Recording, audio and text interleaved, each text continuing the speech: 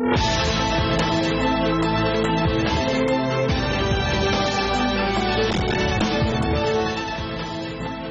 आवाज investor club में आप सभी का स्वागत है। मैं हूं हेमंत घई और हमारे साथ फिर से इस हफ्ते दो दिग्गज जुड़े हैं। दशकों का एक्सपीरियंस है अजय बग्गा साहब को और आज हमारे साथ इस आवाज इन्वेस्टर क्लब में पहुंचे हैं और मार्केट के पुराने वेटरन हैं अमरीश बलिगा, जो आज इस क्लब में हमारे साथ आए हैं। और इस क्लब की खास बात आपको ये भी बता दूं कि आज जिस तरह का ऑडियंस मिक्स है हमारे पास वो काफी सराहनीय है। जी हाँ, एक रिटायर्ड बैंकर है हमारे साथ, कुछ सीएज हैं हमारे साथ, इसके अलावा एक सब ब्रोकर भी हैं हमारे साथ और काफी सारे यंग इन्वेस्टर्स हैं और लेडी इन्वेस्टर्स हैं जो शेयर बाजार में इन्वेस्ट करना चाहती हैं और इस क्लब में आज पहुंची हैं। चलिए इन सब के सवालों के जवाब देंगे अगले आधे घंटे में। सबसे पहले हितेंद्र जी के पास चलते हैं। हितेंद्र जी नमस्कार, बताइए क्या करते हैं आप और क्या जानना चाहते हैं? मेरा बिजनेस है, सेल्फ बिजनेस है। मेरे को अमरीश जी का सवाल है। हाँ जी, कि निफ्टी मैंने जो भी बोला था 8000 का जून एक्सपायरी बोला था, अभी लगता है 7500 आएगा।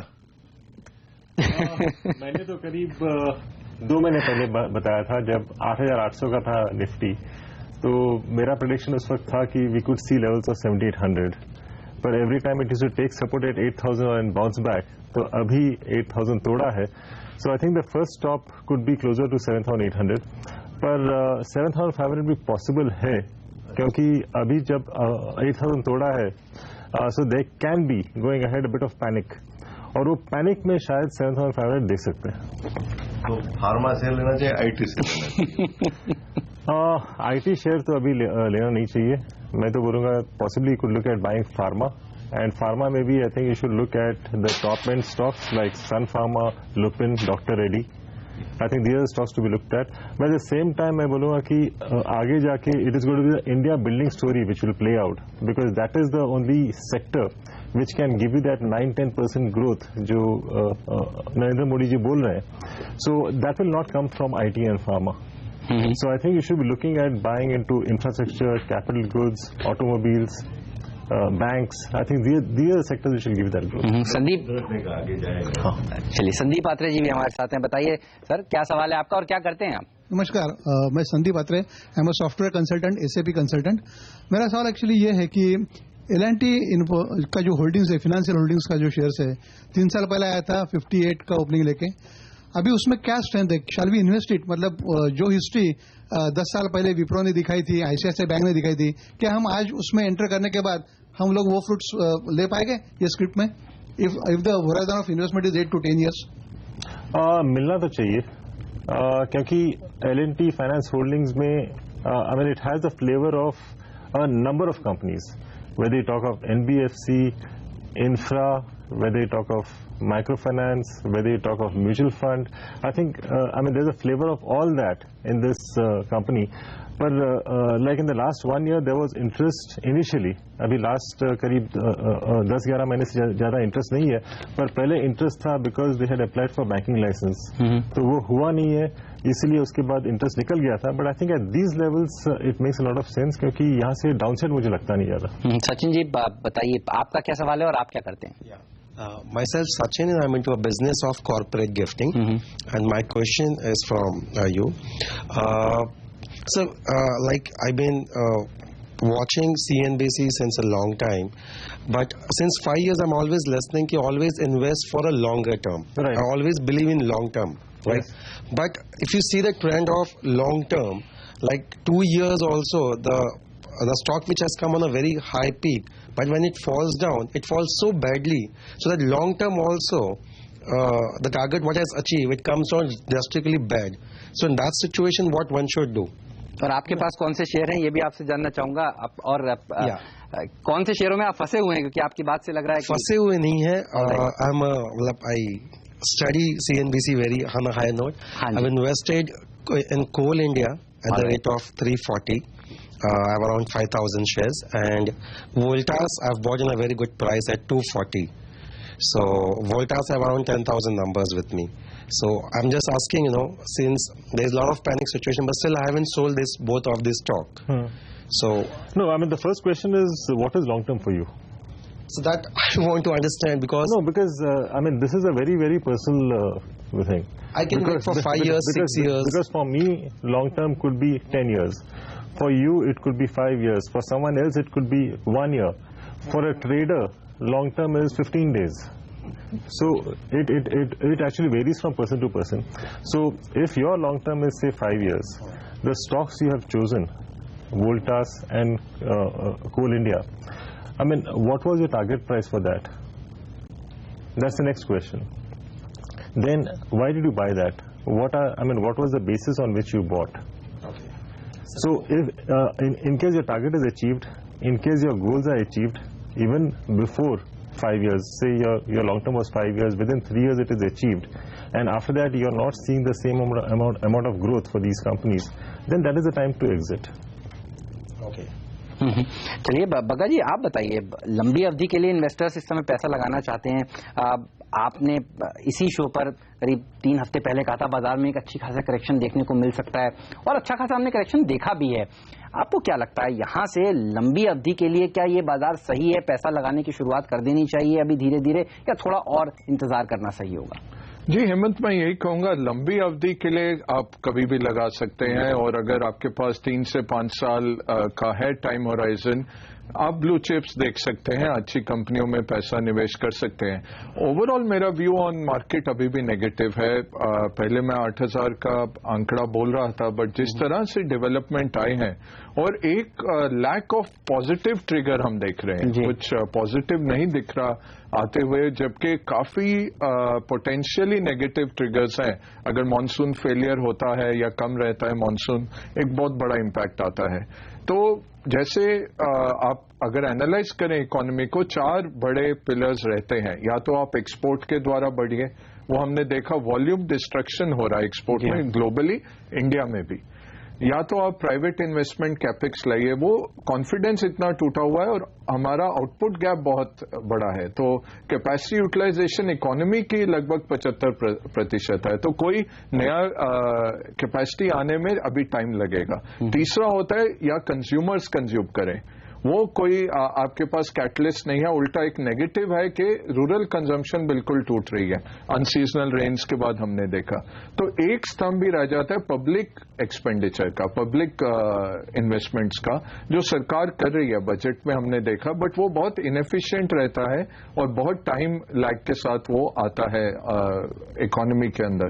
तो हम इकोनॉमी में थोड़ा जीडीपी डिफ्लेटर, इस तरह के टर्म्स हम देखते रहते हैं, वो जो दर्शा रहे हैं इस टाइम इकोनॉमी के लिए अच्छा नहीं है। तो चाहे हम आगे बढ़ें, कितना लगता है सर? मेरा तो कॉल 7,500 लग रहा है, मार्केट जाएगा, और उसके बाद 7,000 भी जा सकता है अगर मोमेंटम उसका नेगेटिव रहा, बट 7,500 7,600 लग रहा है ये मार्केट डाउनवर्ड्स जाएगा अभी। तो बाजार के लिए सब अच्छी खबर नहीं है, काफी और दबाव देखने को मिल सकता है। चलिए इस नोट पर लेते हैं एक छोटा सा ब्रेक, और अगर आप भी सोच रहे हैं कि आवाज इन्वेस्टर क्लब में कैसे मेंबर बने, तो आसान तरीका है, आपको फोन उठाना है, AIC लिखना है, स्पेस देकर अपना नाम भेज देना है 51818 पर। और अगर आप यहां पर मुंबई के स्टूडियो में आना चाहते हैं और हमारे एक्सपर्ट्स से अपना सीधा सवाल यहां आके पूछना चाहते हैं, तो आपको AIC लिखकर स्पेस देकर लिखना है इंटरेस्टेड और भेज दीजिए 51818 पर। एक ब्रेक लेकर अभी हाजिर होते हैं।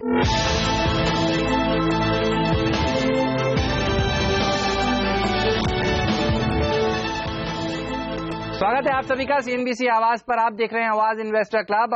मेरे साथ इस क्लब में आज अजय बग्गा साहब और अमरीश बलिगा जी दोनों ही मौजूद हैं, और काफी सारे इन्वेस्टर्स हैं जो यहां पर मुंबई के स्टूडियो में पहुंचे हुए हैं।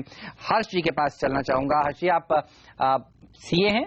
यस। बताइए क्या करते हैं और क्या जानना चाहते हैं हमारे एक्सपर्ट से? हेलो सर, मेरा नाम हर्ष है और मैं प्रैक्टिसिंग चार्टर्ड अकाउंटेंट हूँ।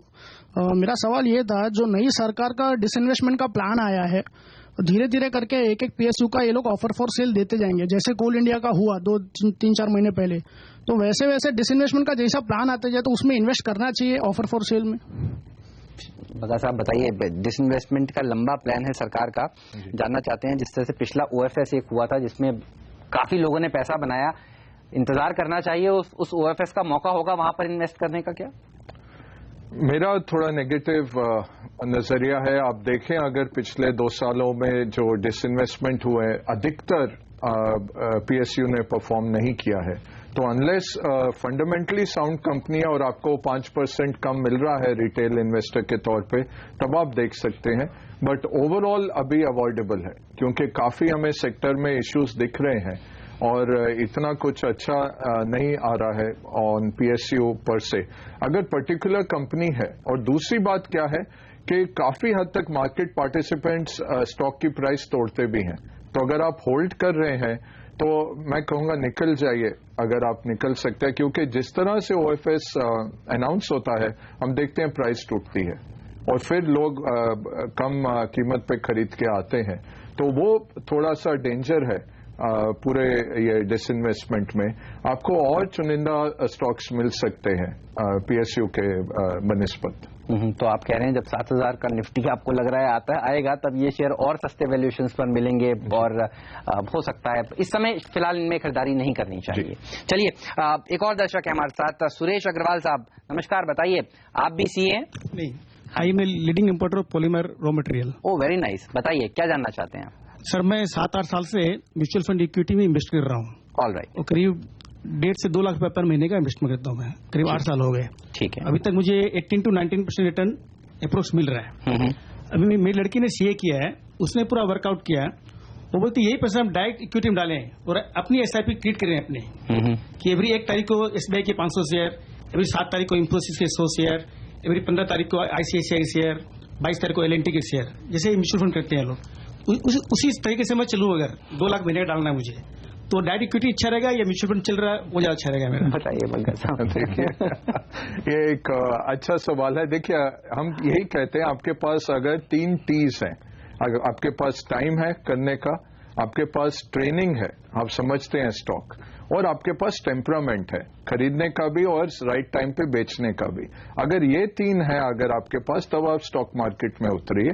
नहीं तो म्यूचुअल फंड क्या बोलता है, आपको 2-2.5% की कॉस्ट में आपको लिक्विडिटी मिलती है, रोज आप खरीद बेच सकते हैं, आपको प्रोफेशनल मैनेजमेंट मिलती है, आपको डाइवर्सिफिकेशन मिलती है कि 30 से 35 स्टॉक वो रखते हैं कि एक स्टॉक डूबा तो पूरा नहीं डूबेगा, और अच्छा रेगुलेशन रहता है, ट्रांसपेरेंसी मिलती है। तो ये पॉजिटिव्स हैं। बट स्मार्ट इन्वेस्टर के लिए, जो जिनके पास टाइम है, ट्रेनिंग है, टेम्परामेंट है, आप जरूर कर सकते हैं। बट ये देखना पड़ेगा कि डाइवर्सिफाइड रहिए, एक स्टॉक में एक आप रखिए, मैं 5% 10% से ज्यादा अपने नेटवर्थ का एक स्टॉक में नहीं डालूंगा। स्टॉप लॉस टाइट रखिए कि अगर इतना स्टॉक गिरता है, मेरा लॉन्ग टर्म में रहता है, 10 साल का 15 साल का नजरिया रहता है, फिर आप कर सकते हैं SIP, जिस तरह से आपने बोला। ब्लू चिप्स रखिए, उसमें रखिए कि कैश फ्लो है, बिजनेस मॉडल ठीक है, और मैनेजमेंट जरूर देखिए। सिर्फ भारत में क्या इशू है, आप इतने देख रहे हैं कि ये लॉसेस हो रहे हैं बैंक्स को, क्रेडिट इतना खराब है, बट कोई प्रमोटर हमें सड़क पे आते नहीं दिखता। प्रमोटर अपने प्राइवेट जेट्स, अब लंदन में आप जाइए इस महीने, सब प्रमोटर आपको एक सड़क पे मिल जाएंगे। केंसिंगटन लंदन में आप जाइए, सबके घर है। तो कोई प्रमोटर बैंकरप्ट नहीं होता, कंपनियां बैंकरप्ट ये लोग कर देते हैं। तो ये जरूर बहुत एक अहम बात है। Like UB group. चलिए, I'll just add one more point. I think he's getting about 19% return on your mutual fund, and by investing directly, maximum शायद आपको मिलेगा 23-24. I think that is also extremely good. So there is a risk. So I would suggest that you continue with your mutual fund. शायद I mean like a very small portion you can put in SIP just for your learning, for your fun. Can you suggest 2-3 shares to start with? बताइए Ballia. 2-3 shares. I mean, one I would surely suggest a PSU, Coal India. Then you can buy Larsen & Toubro, and among the banks, buy HDFC Bank. Alright, चलिए तो कोल India, LNT और HDFC bank जैसे stocks में आप निवेश करना शुरू कर सकते हैं। समीर जी भी हमारे साथ हैं। समीर जी, आपके सवाल से पहले मुझे आपसे एक सवाल पूछना है। आप सब ब्रोकर हैं, ये बताइए रिटेल इन्वेस्टर्स क्या घबरा गए हैं इस हफ्ते में जिस तरह से वॉलिटिलिटी देखने को मिली? They are scared. Sorry, they are scared actually, and that is why our job become more difficult because then they look for us like a sub broker. That's very responsible job for us to guide them properly. So I always wonder कि उनको उनको किस तरह से उनको guide किया जाए, how to identify the company in particular such markets. तो सारे इन्वेस्टर्स आपसे आके पूछते हैं कि हमें शेयर बताइए, when they are frustrated they come to us. और आप जानना चाहते हैं आवाज इन्वेस्टर क्लब में हमारे दिग्गजों से कि कौन से वो स्टॉक्स हैं जो आपको लंबी अवधि के लिए अच्छा रिटर्न दे सकते हैं, right? And how to identify them, it's not about fine example sir ने बता दिया उनको कि ये स्टॉक है, that's fine, but then every time I don't have access for sir, तो how to identify them is very important. बिल्कुल, बहुत अच्छा सवाल है। दोनों ही एक्सपर्ट से आपको राय दिलाऊंगा, बताइए sir. See, for identification there are a couple of pointers. I mean, the ones which I follow clearly is the management. I think that's the first thing to be seen. If the management is good, if the environment is still quite poor, you can be rest assured that once the environment improves, the management will ensure that the company performs. So that is number one. Number two is the sector. Do you really expect the sector to start performing or not? For example, currently, I mean, I'll surely not buy a sugar stock because I don't see any visibility at all. And then the third thing is the performance. The past performance is also quite important to understand as to how, going ahead, how it will perform. And the other most important thing is you need to understand the USP of that particular company or the sector. What is the moat? I think that is very important. So these 3-4 things I normally look at. बका साहब बताइए, share चुनने की कला। बिल्कुल, वो अमरीश ने तो इतना अच्छा बोल दिया, तो मैं थोड़े स्टॉक एग्जांपल देता हूं। तो इसलिए देखिए, जब ये किसी ने स्टॉक होल्ड किया होता है, वो आके बोलता है ये बुल मार्केट है, मल्टीपल ईयर बुल मार्केट है। जिसकी गाड़ी छूट गई होता है वो कहता है ये बबल है, अभी फटने वाला है। तो ये आप जरूर रखिए कि लोगों का क्या पीछे है, कहने का, कमेंट करने के पीछे क्या है। और मैनेजमेंट हर वक्त सच नहीं बोलते, प्रिंटेड वर्ड हर वक्त सच नहीं होता है। तो आपको पहले तो बैलेंस शीट पढ़ने की कला जाननी है, और बैलेंस शीट में नंबर से अच्छा है फुटनोट जो है। फुटनोट अगर आप पढ़ पाए बैलेंस शीट का, वो बहुत आपको सब बता देगा। शेड्यूल में क्या है, क्या ये अकाउंटिंग पॉलिसी, वो पूरा दिख जाएगा। तो अम्बरीश ने बहुत अच्छा बोला। मैं यही कहूंगा, पहले बिजनेस मॉडल ठीक है कि नहीं, पॉजिटिव कैश फ्लो है कि नहीं। तीसरा, पॉलिटिकली डिपेंडेंट है सेक्टर, जैसे शुगर है, या अपने बलबूते पे बैठ सकता है सेक्टर। बड़े क्या ट्रेंड्स हैं उस सेक्टर के पीछे। जैसे आईटी मेरे को पसंद है क्योंकि वो एक ग्लोबल प्ले है। यूएस इकोनॉमी अगर बढ़ रही है, आईटी अच्छा करेगा। तो आपके लिए कोई इसमें ज्यादा सोचने की बात नहीं है। आईटी किसी भी भारतीय पोर्टफोलियो में आपको रखना चाहिए। फिर उसके बाद ये मैनेजमेंट, ये बहुत अहम मुद्दा है, क्योंकि हम देखते हैं माइनॉरिटी शेयर होल्डर को ज्यादातर मैनेजमेंट्स कोई इंपॉर्टेंस नहीं देते। अगर कहीं एक कंपनी में पैसा पड़ा हुआ है, चलो मर्ज कर लो, वहां से निकाल के किसी और कंपनी में ले जाओ, इस तरह की चीजें होती हैं। तो इसलिए जो मैनेजमेंट का ट्रैक रिकॉर्ड है अच्छा, जो बढ़ाते जा रहे हैं कैश फ्लो, उनका लाइफस्टाइल कैसा है। कोई बहुत बड़ा एक्विजिशन कर रहा है, वो कंपनी छोड़ दीजिए तुरंत। कोई बहुत बड़ा ऑफिस बना रहा है, लेविशली स्पेंड कर रहा है, किसी का लाइफस्टाइल बहुत बड़ा है, किसी के पास प्राइवेट जेट है, वो कंपनी छोड़ दीजिए, क्योंकि आपके पैसे से आ रहा है। चलिए, तो ये तमाम इंडिकेटर्स हैं जो आपकी मदद जरूर करेंगे अच्छी कंपनी आइडेंटिफाई करने में। लेते हैं फिलहाल यहाँ पर एक छोटा सा ब्रेक के बाद फिर हाजिर होंगे। आप कहीं मत जाइए, बने रहिए सीएनबीसी आवाज के साथ। आप देख रहे हैं आवाज इन्वेस्टर क्लब।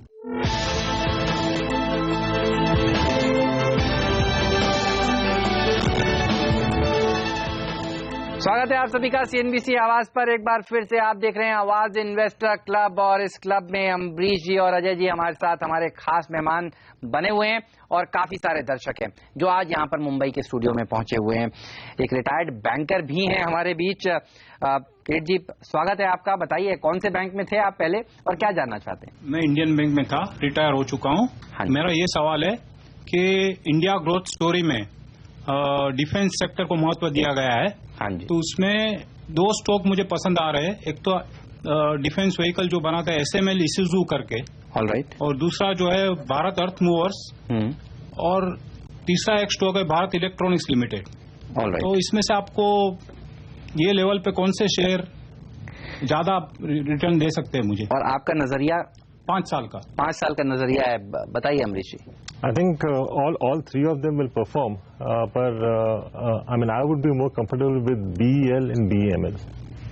Alright, तो BEL, BEML अच्छा रिटर्न्स आपको दे सकता है। आपका आईटी पर भी एक सवाल था। हाँ जी, तो मैं आईटी सेक्टर में भी निवेश करना चाहता हूं, तो इन्फोसिस स्प्लिट होने यानी बोनस शेयर इश्यू होने के बाद में खरीदूं या अभी खरीद सकता हूं, और या तो इन्फोसिस या टीसीएस दोनों में से एक खरीदना है मुझे। अजय जी तो बहुत बुलिश थे अभी इन्फोसिस के आईटी सेक्टर के ऊपर। आज एक प्रॉब्लम भी आया दोनों कंपनियों के लिए, H1B वीजा का, और उसके चलते शेयर भी काफी शुक्रवार को टूटे हैं। बलिया साहब बताइए। नहीं, ये सब प्रॉब्लम तो आते रहते हैं, and at times these are opportunities to buy those stocks whenever these problems are there. We have seen problems in the pharma space also. US FDA issue आता है तो that's the buying opportunity. But my view is a bit different as far as IT space is concerned as compared to Bhaga sahab. I mean, I feel that over the next 2 or 3 quarters there could be some headwinds, especially the cross-currency headwinds. And there is a bit of a question mark on the discretionary spends by the clients of the IT companies. तो मुझे लगता है कि there could be some pressure for the next 2 or 3 quarters. तो शायद थोड़ा wait करके लेना चाहिए. Long term story is anyway intact, but I think we will get slightly better levels in the next 2 or 3 quarters. All right, तो धीरे धीरे भी शुरुआत ना करें, अभी वेट करें और नीचे आने का आप ये कह रहे हैं? Yeah, because I mean there are so many other sectors which are available at mouth-watering levels. I think it should be in the next 3 or 4 weeks. So I think you could get a better return in those sectors as compared to possibly IT and pharma. और हमारे साथ जिनेश जी भी जुड़े हुए हैं। जिनेश जी बताइए क्या करते हैं आप, क्या जानना चाहते हैं? मैं बिजनेसमैन हूँ। हाँ जी। और मेरे पास सुजलोन एनर्जी के शेयर मैंने अभी लिए हुए हैं, क्योंकि 22% स्टेक उन्होंने लिया था, इसलिए मैंने भी लिए हुए हैं। तो क्या टर्न अराउंड स्टोरी है और क्या आपकी राय है? और आपका नजरिया कितने समय का है? 7 to 10 years। 10 साल का नजरिया है। अमरीश जी बताइए क्या करना चाहिए? Hopefully he should not go wrong. First of all, the sector. I think clearly sunrise sector है. The only issue with Suzlon was the balance sheet, the stretched balance sheet.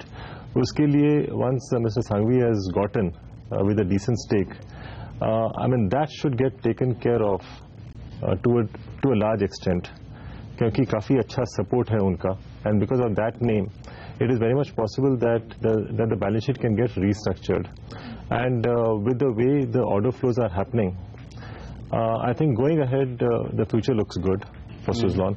तो मुझे लगता है कि यहाँ से downside काफ़ी limited है, शायद ये 17-18 के नीचे शायद नहीं आए, and quite a few reports are there in the market which talks of price targets of 30-31, but if you're talking of 5-10 years, I think you should be able to get a much better price. चलिए घबराने की जरूरत नहीं है, बने रहिए। मैं समझ रहा हूँ बाजार में जिस तरह की वॉलेटिलिटी देखने को मिल रही है, आप थोड़ा सा चिंतित जरूर लग रहे हैं, लेकिन होल्ड करिए, लंबी अवधि का नजरिया है तो। लेकिन यहाँ पर आप लोगों से विदा लेना होगा। कई दर्शक हैं जिनके सवालों के जवाब हम नहीं ले पाए हैं, आज माफी चाहूंगा। अगली बार हम जरूर कोशिश करेंगे उनके सवालों के भी जवाब लें। बगा साहब, अमरीश जी, आप दोनों का शुक्रिया समय निकालने के लिए और आज इस खास शो में आने के लिए। चलिए मुझे भी दीजिए इजाजत, आप बने रहिए CNBC आवाज के साथ। आवाज इन्वेस्टर क्लब देखने के लिए धन्यवाद, नमस्कार।